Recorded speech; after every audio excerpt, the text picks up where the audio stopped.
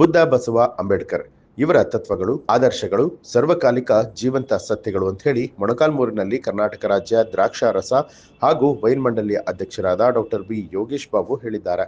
ಪಟ್ಟಣದ ಸರ್ಕಾರಿ ಪದವಿ ಪೂರ್ವ ಸಭಾಂಗಣದಲ್ಲಿ ಮೊಳಕಾಲ್ಮೂರು ತಾಲೂಕು ಸಮಾಜ ಪರಿವರ್ತನಾ ವೇದಿಕೆ ವತಿಯಿಂದ ಆಯೋಜನೆ ಮಾಡಲಾಗಿದ್ದ ಭೀಮೋತ್ಸವ ಪ್ರತಿಭಾ ಪುರಸ್ಕಾರ ಕಾರ್ಯಕ್ರಮವನ್ನು ಉದ್ಘಾಟಿಸಿ ಮಾತನಾಡಿದಂತಹ ಅವರು ಎಲ್ಲ ಕ್ಷೇತ್ರದಲ್ಲೂ ರಾಜ್ಯದಲ್ಲೇ ಅತ್ಯಂತ ಹಿಂದುಳಿದ ತಾಲೂಕಾಗಿರುವಂತಹ ಮೊಳಕಾಲ್ಮೂರು ತಾಲೂಕಿನಲ್ಲಿ ಬುದ್ಧ ಬಸವ ಅಂಬೇಡ್ಕರ್ ಅವರ ಆಶಯಗಳನ್ನು ಇಟ್ಕೊಂಡು ಸಮಾಜ ಪರಿವರ್ತನಾ ವೇದಿಕೆ ನಿರ್ಮಾಣ ಆಗಿರುವಂಥದ್ದು ತುಂಬಾ ಸಂತಸದ ವಿಚಾರ.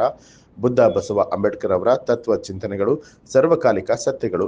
ಇವು ದೇಶದ ಯಾವುದೇ ಒಂದು ಜನಾಂಗ ಜಾತಿಗೆ ಸೇರಿದವಲ್ಲ, ದೇಶದ ಎಲ್ಲಾ ಜಾತಿ ಜನಾಂಗದವರಿಗೆ ಅನ್ವಯಿಸುವಂಥದ್ದು. ಇವು ಪ್ರಸ್ತುತ ದಿನಮಾನದಲ್ಲಿ ಎಲ್ಲಾ ಸಮಾಜಗಳಲ್ಲಿ ಅದರಲ್ಲೂ ಕೂಡ ವಿದ್ಯಾರ್ಥಿಗಳಿಗೆ ಹೆಚ್ಚು ಬೇಕಾಗಿದೆ.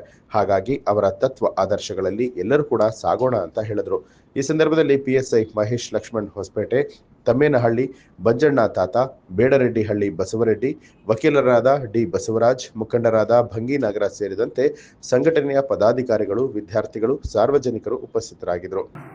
ಇಡೀ ರಾಜ್ಯದಲ್ಲಿ ಡಾಕ್ಟರ್ DM ನಂಜುಂಡಪ್ಪ ವರದಿಯ ಪ್ರಕಾರ ಅತ್ಯಂತ ಹಿಂದುಳಿದ ತಾಲೂಕು ಎನ್ನುವಂತಹ ಒಂದು ಹಣೆಪಟ್ಟಿಯನ್ನು ಕಟ್ಟಿಕೊಂಡಿರುವಂತಹ ಇಂತಹ ಒಂದು ತಾಲೂಕಿನಲ್ಲಿ ಈ ರೀತಿಯಾದ ಸಂಘಟನೆಗಳ ಮೂಲಕ ಜನರಲ್ಲಿ ಒಂದು ಆತ್ಮವಿಶ್ವಾಸವನ್ನು ಮೂಡಿಸುವಂತಹ ಕೆಲಸ ಮತ್ತು ಸಮಾಜದಲ್ಲಿ ಅರಿವು ಮೂಡಿಸುವಂತಹ ಕೆಲಸಗಳನ್ನು ಮಾಡ್ತಾ ಇರೋದು ನಿಜಕ್ಕೂ ಬಹಳ ಅರ್ಥಪೂರ್ಣವಾದಂತಹ ವಿಚಾರ ಅನ್ನುವಂಥ ಮಾತನ್ನು ಈ ಸಂದರ್ಭದಲ್ಲಿ ಹೇಳಲಿಕ್ಕೆ ಬಯಸ್ತೀನಿ ಬಂಧುಗಳೇ.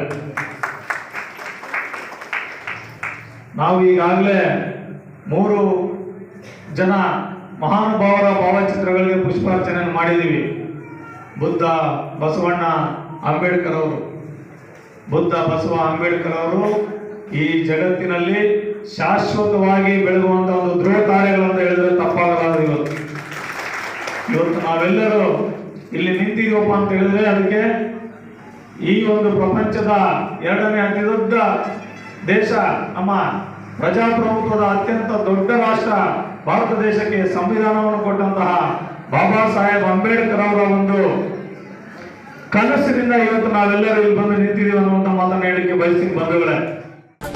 ನ್ಯೂಸ್ ಅಲರ್ಟ್ ನಿಮ್ಮಿಂದ ನಿಮಗಾಗಿ.